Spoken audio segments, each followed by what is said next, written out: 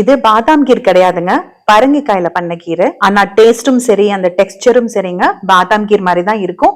நீங்க சொன்னா மட்டும்தான் இது பரங்கிக்காய்னு தெரியும். நல்லா மஞ்சளா இருக்கிற மாதிரி ஒரு 1/4 கிலோ பரங்கிக்காய் எடுத்துக்கோங்க.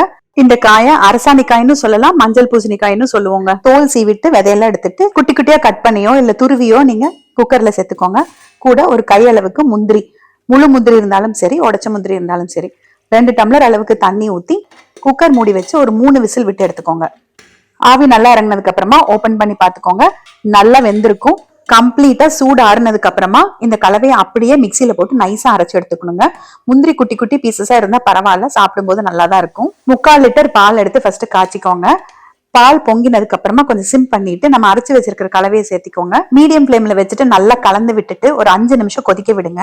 அப்பதான் அந்த காயோட வாசம் போகுங்க. ஹை ஃபிளேம்ல வச்சீங்கன்னா பொங்கி வெளியில வந்துடும். ரொம்ப சிம்ல வச்சாலும் லேட் ஆகுங்க.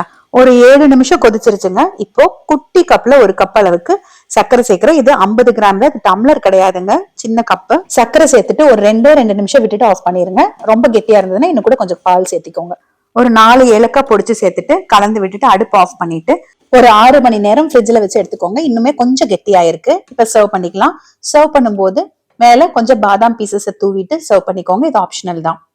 இது கண்டிப்பா ட்ரை பண்ணுங்க. டேஸ்ட் பண்ணிட்டு எனக்கு கமெண்ட் பண்ணுங்க.